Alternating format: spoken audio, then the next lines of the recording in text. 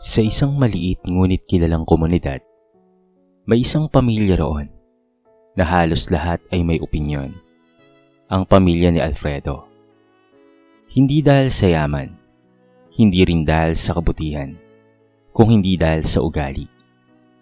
Si Alfredo, ang panganay na anak ni Marcela at Rodolfo. Kilala bilang isang binatang laging gusto siya ang sentro ng atensyon.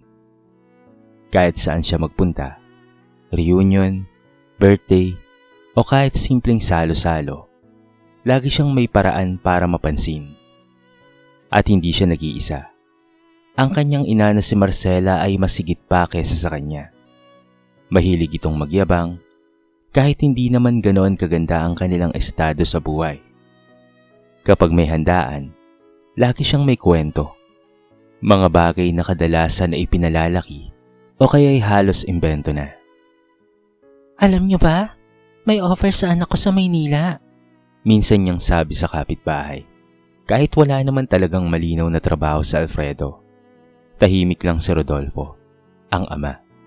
Hindi siya sumasabay sa yapang, pero hindi rin niya pinipigilan ang kanyang asawa at anak. Sa halip, pinipili niyang manahimik na para bang wala siyang nakikitang mali. Ang nobya naman ni Alfredo na si Celestina ay parang perpektong kapareha niya. Maganda, palangiti, pero sa likod nito ay isang matinding kagustuhan na umangat sa buhay, kahit hindi patas ang paraan. Mahilig siyang mag-post sa social media, mga litrato na para bang marangya ang buhay nila. Kahit ang totoo, karamihan sa mga iyon ay hiniram lamang o pinilit na magmukhang sosyal. Soon, tayo rin. Bulong niya kay Alfredo habang pinapanood ang isang engrandeng kasal online. Ngumiti si Alfredo. Hindi lang soon, masigitan pa natin yan. Sa parehong komunidad, naroon si Francesca, pinsan ni Alfredo. Tahimik, simple, at hindi mahilig sa atensyon. Kung may handaan, siya yung nasa gilid, tumutulong at hindi nagpapakita. Ibang-iba siya kay Alfredo. Hindi siya nagyayabang, hindi siya nagpapapansin. Pero kahit ganoon, siya ang kusang hinahangaan ng mga tao. Hindi dahil pilit, kung hindi dahil totoo. Nang mabalitaan ng lahat ang nalalapit niyang kasal kay Luis, isang responsable at respetadong lalaki, naging usap-usapan ito sa buong lugar. Hindi lamang dahil sa pag-iibigan nila, kung hindi dahil sa magiging engrandeng selebrasyon. Si Evangeline, ang ina ni Francesca, ay kilala rin sa kanilang komunidad bilang isang babaeng may dignidad. Hindi siya maingay, pero ramdam ang kanyang presensya. At higit sa lahat, marunong siyang rumispeto at marunong ding maningil ng respeto. Isang gabi, habang nag-uusap ang pamilya ni Alfredo sa pag, nabanggit ang kasal.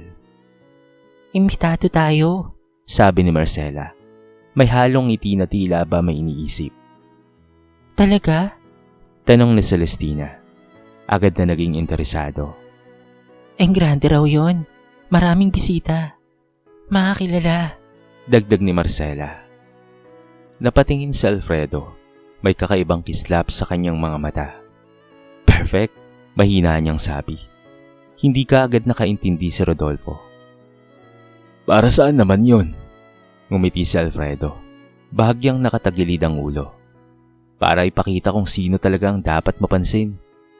Natahimik ang hapag sa loob ng ilang segundo. May kung anong hindi maipaliwanag na pakiramdam sa hangin. Parang may paparating na hindi maganda. Ngunit sa halip na pikilan, pinili nilang baliwalain. Dahil sa pamilyang iyon, iisa lamang ang mahalaga. Ang maging bida, kahit hindi nararapat.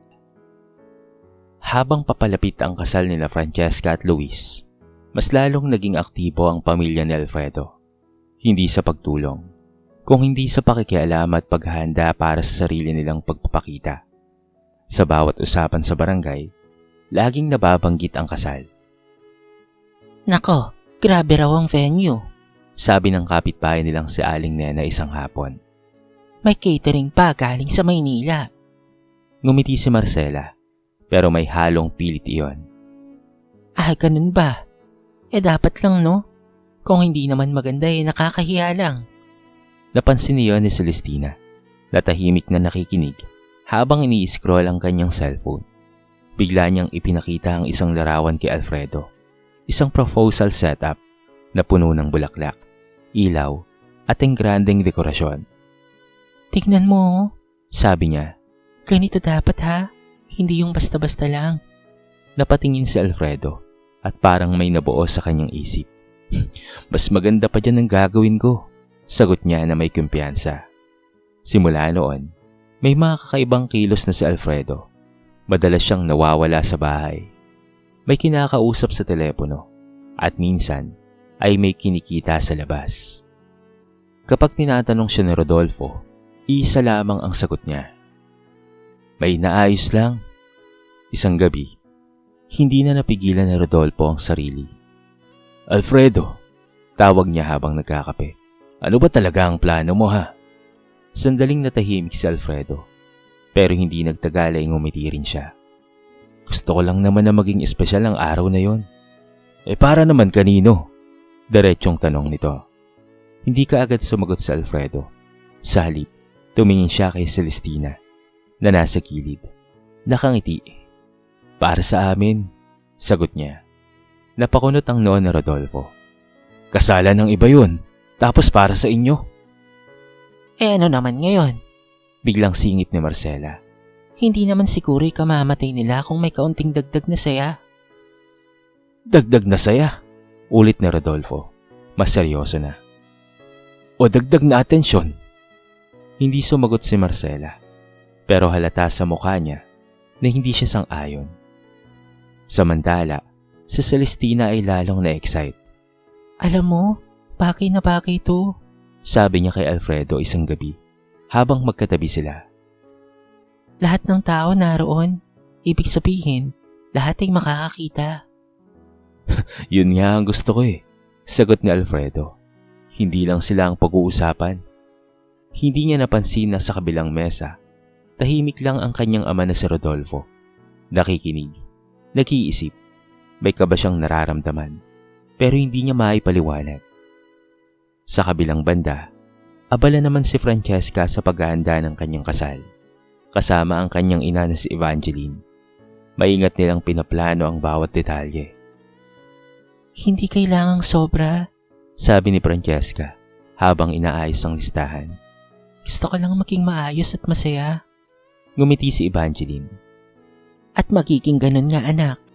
Hindi nila alam, may ibang plano na unti-unting nabubuo. Hindi para sa kasal, kung hindi para agawin ng sandaling iyon. Isang araw bago ang kasal, nakita-kita ang pamilya sa isang maliit na salo-salo. Habang masaya ang lahat, may napansin si Francesca. Si Alfredo, tahimik pero may kakaibang ngiti. Parang may itinatago, parang may hinihintay. At sa sandaling iyon, kahit hindi niya alam kung bakit, nakaramdam siya ng bahagyang kaba.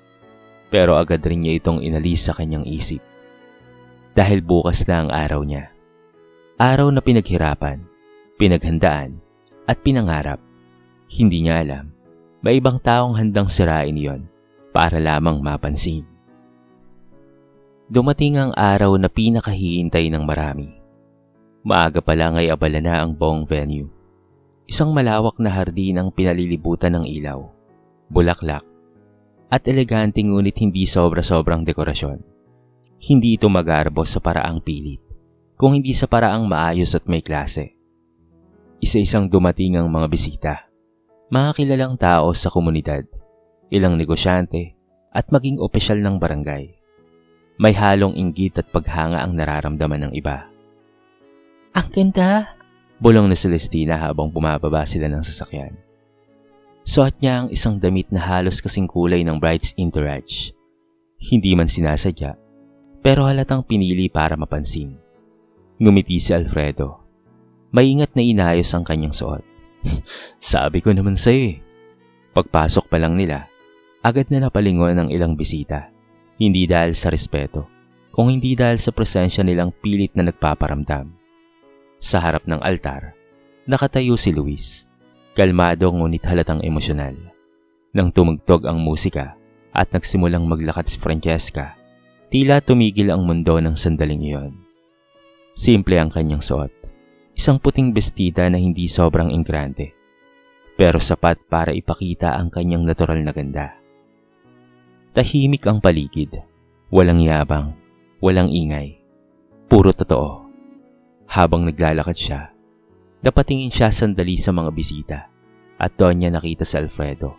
Nakatitig sa kanya. Ngumiti ito, pero hindi yon ang ngiting makapagbibigay ng saya. May kakaibang laman. Parang may hinihintay na pagkakataon. Agad niyang inalis ang kanyang tingin. Mas pinili niyang ituon ang sarili kay Luis, na naghihintay sa kanya sa dulo ng altar. Naging maayos ang seremonya. Walang aberya. Puno ng emosyon ang kanilang mga panata. Simple, diretso, at walang halong pagpapakitang tao. May ilang mga napaluha. Kahit si Rodolfo, napayuko sandali. Tila tinamaan ng katotohanan na hindi lahat ng mahalagang bagay ay kailangang ipagyabang. Pagdating sa reception, mas lalo pang naging masaya ang paligid. May musika, masasarap na pagkain, at mga kwentuhan sa bawat mesa.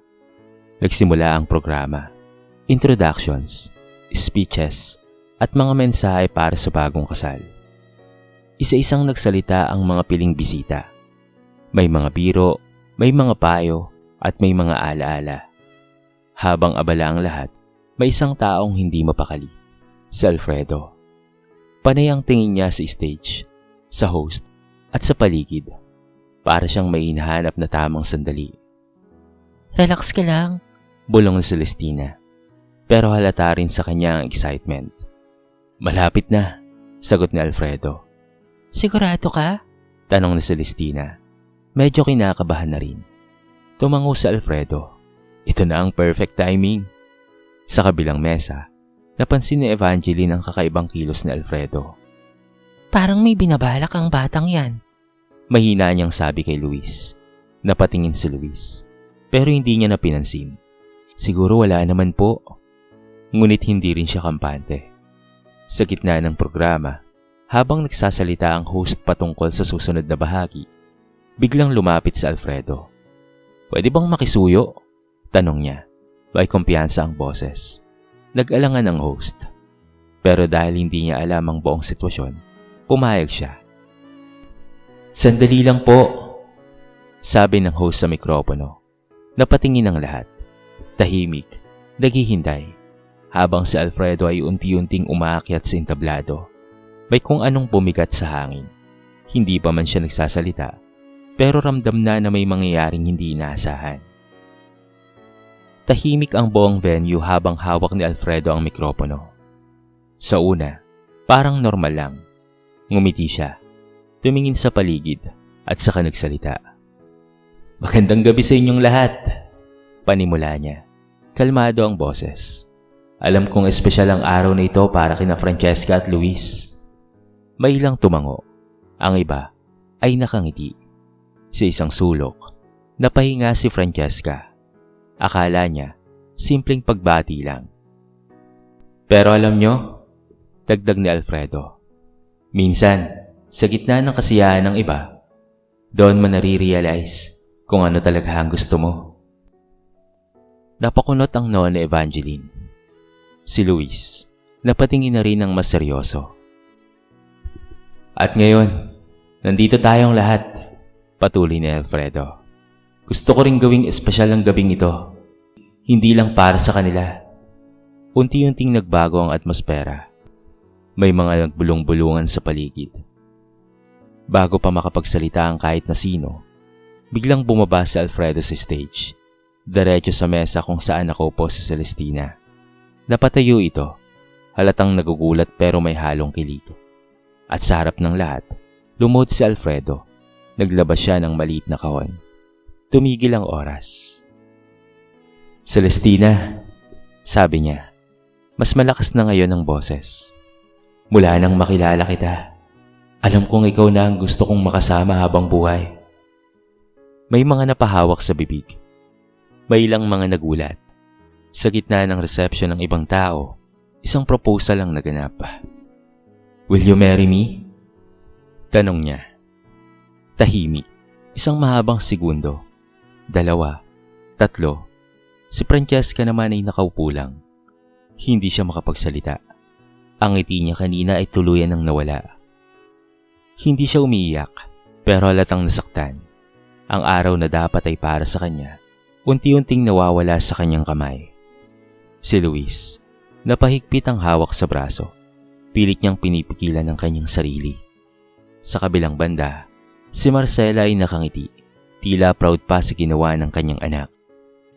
Sumagot ka na.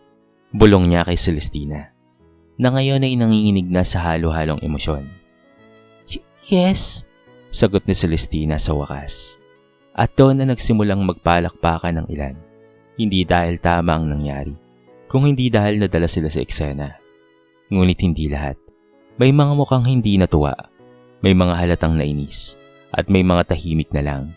Hindi makapaniwala. Agad na lumapit ang host at halatang alanganin. Congratulations po. Pero hindi niya alam kung papaanong ibabalik ang programa. Dahil ang moment na para sana sa bagong kasal ay tuluyan ng naagaw. Tumayo si Evangeline. Hindi siya sumigaw. Hindi siya nag-iskandalo. Pero ramdam ang bigat ng bawat hakbang niya papalapit kay Alfredo. Alfredo? Tawag niya. Mahinahon pero matalim ang tono. Napatingin ang binata. Pwede ba kitang makausap sandali? Tahimik ang paligid. Walang gumagalaw. Walang nagsasalita. Dahil kahit walang sumisigaw, alam ng lahat na may mali. At sa unang pagkakataon, hindi na mukhang bida si Alfredo, kung hindi isang taong lumampas na sa hangganan. Dinala ni Evangeline si Alfredo sa isang gilid ng venue, malayo sa karamihan. Pero sapat na malapit para maramdaman pa rin ng iba ang tensyon. Tahimik siya sa una, huminga ng malalim. Alfredo, Panimula niya, kalmadong ngunit may bigat. Hindi ito ang lugar para sa ginawa mo. Nakatayo si Alfredo, hindi man lamang nag-aalangan. Pero bakit po? Masaya naman po ang lahat . Napatingin si Evangeline sa kanya. Diretso, matalim. Masaya? Ulit niya. Ito ang kasal ng pinsan mo. Araw nila ito at hindi sa'yo. Ano naman po? Sagot ni Alfredo. Medyo tumataas na ang boses. Hindi naman siguro masama kung may isa pang masayang nangyari. Hindi po ba? Hindi na nakapagpigil pa si Luis na lumapit. Hindi yun ang punto, sabi niya. Pinipilit pa ring maging mahinahon. May tamang oras at lugar sa mga bagay na ginawa mo. Sa bawal maging masaya kapag hindi kayo ang bida, sagot ni Alfredo.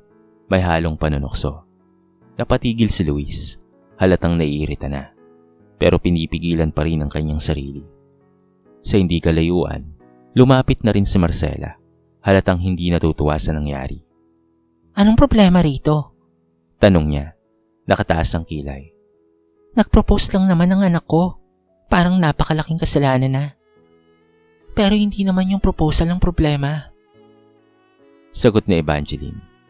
Ngayon ay mas matatag ang tono. Kung hindi kung kailan at saan niyo ginawa. Napakadamot niyo naman. Biglang singit ni Alfredo. Isang sandali lang yun. Hindi naman namin inagaw yung buong kasal. Hindi mo ba napansin? Sagot ni Evangeline. Simula nung ginawa mo yon, hindi na bumalik sa kanila ang atensyon.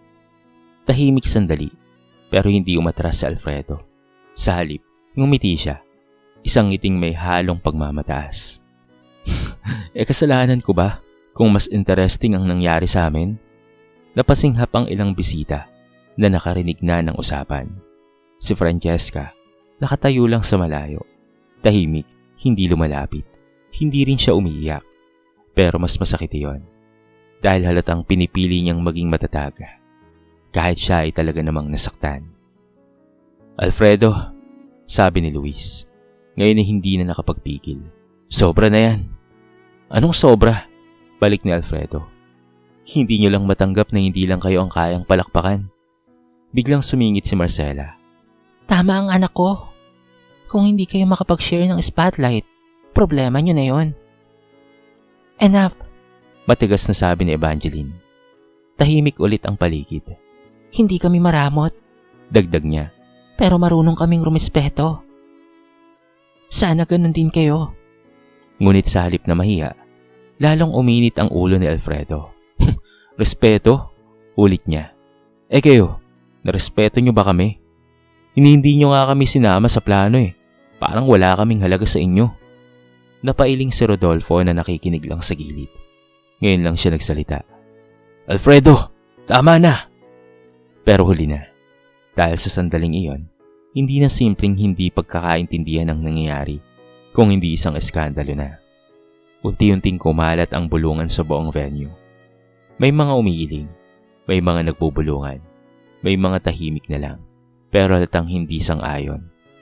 Ang kasal na dapat sana ay puno ng saya, ay napuno na ng tensyon, at kahit pinipilit pang ibalik ang programa, hindi na maibalik pa sa unang saya. Dahil may isang bagay na malinaw sa lahat, may mga taong handang sirain ng espesyal na sandali ng iba para lamang sila ang mapansin. Kinabukasan, tahimik ang umaga sa bahay nila Alfredo. Walang nag-uusap, parang walang gustong magbanggit ng nangyari. Pero hindi nila kayang takasan. Dahil sa isang pindot lang, kumalat na ang lahat. Marcela, tignan mo to. Mahina ang ngunit seryosong sabi ni Rodolfo, habang hawak ang kanyang cellphone. Inabot iyon ni Marcela. Medyo naiinis pa. Ano ba yan ha? Ang aga-aga? Natigil siya. Sa screen, malinaw ang video, ang proposal, ang reaksyon ng mga bisita, ang paglapit ni Evangeline, ang pagtatalo. Lahat ng iyon, kuha ng isang bisitang nanggangalang Jessa, na noong gabing iyon ay tahimik lamang sa gilid, ngunit nakunan ng bawat detalye. At ngayon, ay viral na. Grabe naman to, bulong ni Marcela, pero hindi niya na may tatanggi ang kaba sa boses niya. Binasa ni Rodolfo ang ilang komento. Walang respeto, hindi marunong lumugar. Attention seeker ang pamilya. Mas lalo pang dumami ang reaksyon. May mga nangungutya, may mga galit, at may mga naglalabas ng dating kwento patungkol sa ugali ng pamilya ni Alfredo. Hindi na nakakagulat, ganyan talaga yan sila. Matagal na silang mahilig mang-agaw ng eksena. Unti-unting bumigat ang hangin sa loob ng bahay. Hindi naman nila alam ang buong kwento. Masyado silang mga pakalamera. Depensa ni Marcela. Pero halatang mahina na. Ano naman ang buong kwento? Sagot ni Rodolfo. Ngayon ay mas matigas na ang boses. Kitang-kita sa video. Tahimik lang si Marcela. Sa kabilang kwarto, si Alfredo ay nakaupo sa kama. Hawak ang sariling cellphone. Paulit-ulit niyang pinapanood ang video. Sa una, galit. Ang oy naman nila. Bulong niya sa sarili. Pero habang tumatagal, may napansin siya.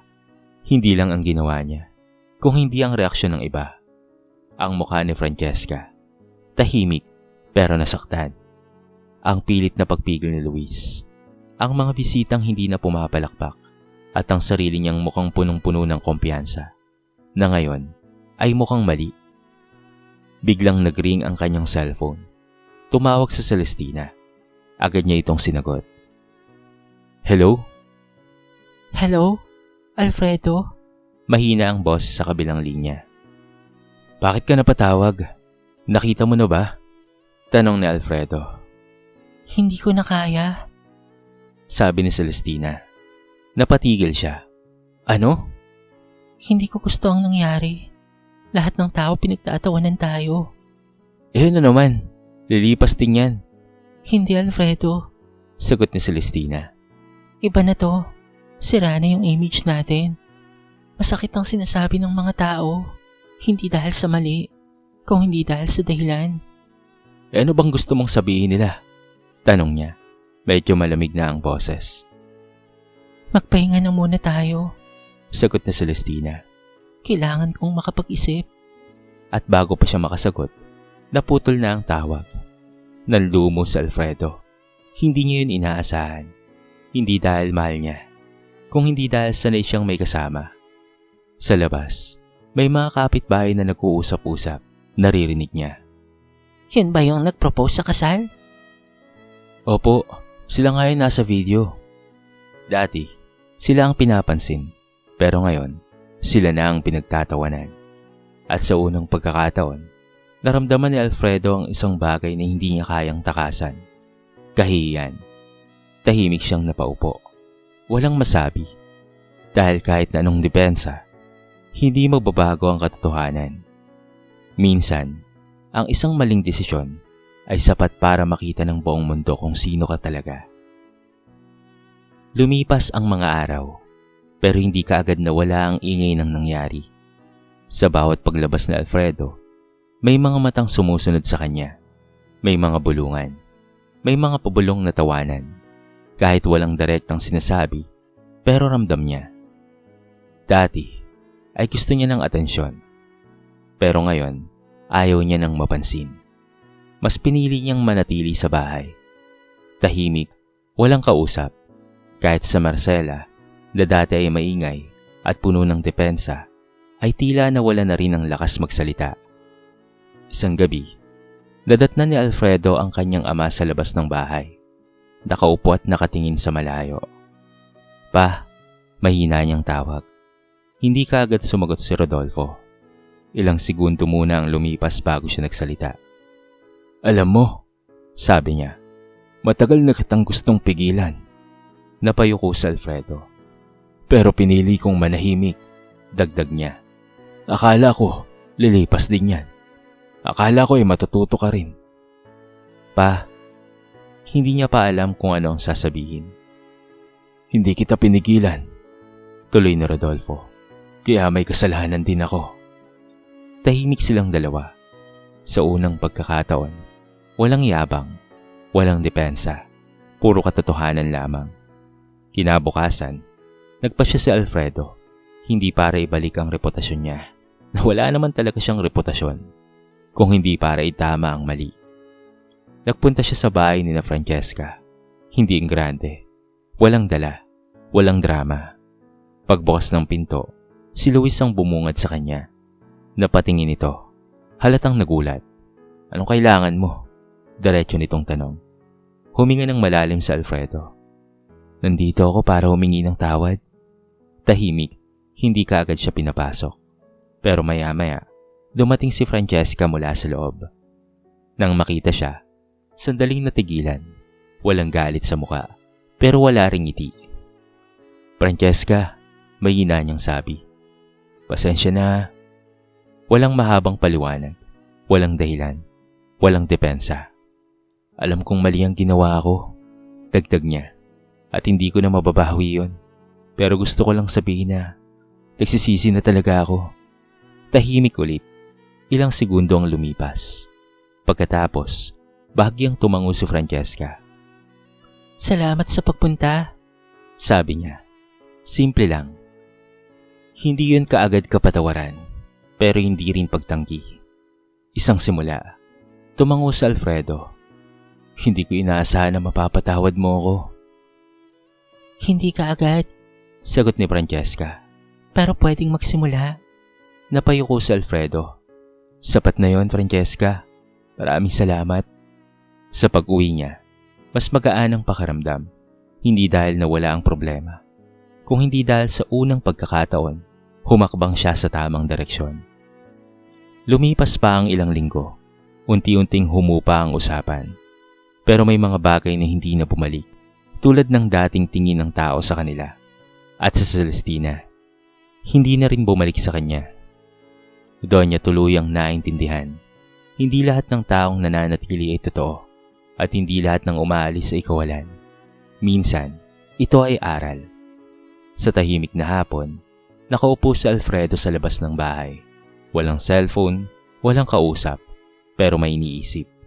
Hindi na kung papaanong mapansin, kung hindi kung papaanong magbago. Dahil natutunan niya sa wakas na ang respeto ay hindi hinihingi. Ito ay pinapatunayan. At ang taong laging gustong maging bida, minsan ay kailangang matutong umalis sa entablado para makita kung sino siya kapag wala nang nanonood. Lumipas ang ilang buwan. Ang dating viral video ay unti-unti nang natabunan ng iba pang mga balita, ibang usapan at bagong issue sa social media. Tulad ng inaasahan, nakalimutan rin ng karamihan, pero hindi ng lahat, at lalong hindi ni Alfredo. Hindi na siya ang dating binatang laging nasa gitna ng ingay. Wala na ang yabang sa kanyang kilos. Wala na rin ang pagnanais na patunayan ang sarili sa harap ng iba. Mas madalas na siyang makita sa simpleng gawain. Tumutulong sa ama, may inaasikasong maliit na hanap buhay at tahimik na nakikisalamuha sa mga tao. Hindi lahat ay agad na tumanggap sa kanya. May ilan pa rin nag-aalangan.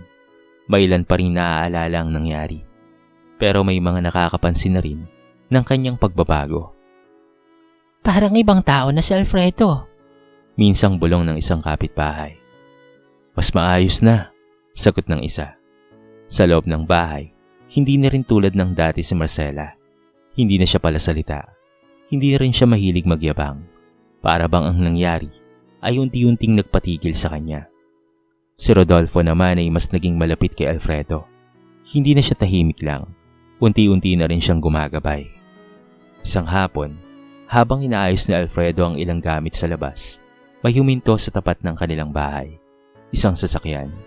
Pagbukas ng pinto, bumaba si Francesca kasama si Luis. Saglit na natigilan si Alfredo. Hindi niya inaasahan. Lumapit sila. May daladalang maliit na supot. Napadaan lang kami, sabi ni Luis. Diretso pero hindi na malamig. Iniabot ni Francesca ang dala nila. Kaunting pagkain galing sa handaan. Napangiti si Alfredo. Bahagya. Salamat ah. Hindi mahaba ang usapan. Hindi rin pilit. Pero may pagbabago. Wala nang bigat. Wala nang galit. Pag-alis nila, napatingin si Alfredo sa supot na hawak niya. Simple lang. Pero para sa kanya, malaki na. Hindi yon tanda na nakalimutan na ang lahat. Kung hindi patunay na may pagkakataon pa. Pagkakataon na magpatuloy. Pagkakataon na magbago. Sa paglubog ng araw, napaupo si Alfredo sa harap ng bahay. Tahimik, payapa. Hindi niya na hinahanap ang palakpakan. Hindi niya na kailangan ng atensyon. Dahil sa wakas, naiintindihan niya na ang tunay na halaga ng isang tao ay hindi nasusukat sa dami ng tumitingin sa kanya. Kung hindi sa paraan kung papaano siyang kumilos, kahit walang nakatingin.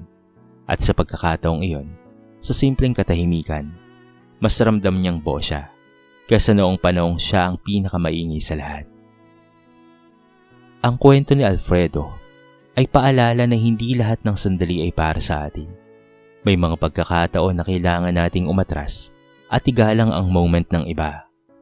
Una, ang pagiging ganit sa atensyon ay nagdudulot ng kahihiyan. Kapag inuuna natin ang ating sarili kaysa sa respeto sa kapwa, nawawala ang tunay na halaga ng ating pagkatao. Ikalawa, hindi lahat ng ginagawa natin ay tama kahit masaya o maganda ang intensyon. May tamang oras at lugar para sa bawat bagay. Ang hindi marunong lumugar ay madaling mawala ng respeto. Ikatlo, ang tunay na ugali ng tao ay lumalabas sa paraan ng kanyang pakikitungo sa iba, lalo na sa mga panahong hindi siya ang bida.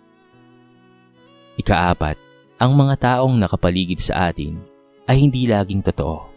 Tulad na Celestina, may mga taong nariyan lang kapag may pakinabang, ngunit aalis kapag wala na.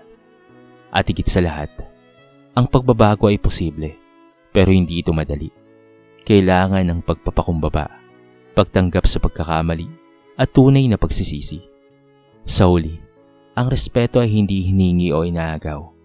Ito ay kusang ibinibigay sa taong marunong rumispeto sa iba. Dito na po nagtatapos ang ating maiksing kwento sa araw na ito. Sana po ay nagustuhan nyo. At sana po ay kinapulutan nyo ng maraming aral. Kayo mga kabarangay, ano po ang masasabi nyo sa ating kwento? I-comment nyo naman po sa baba ang inyong mga reaksyon. At babasahin natin ang lahat ng yan. I-comment nyo na rin kung taga saan kayo para naman malaman ko kung hanggang saan nakaabot ang video na ito. Paki-like and share na rin po ang ating kwento para mapakinggan rin ng iba. At kung bago ka pa lamang sa ating channel, baka naman pwedeng pakihit ang subscribe button at bell notification button para palagi kang updated sa mga bago nating upload na katulad nito. So paano mga kabarangay? Hanggang sa muli. Thank you so much and peace out.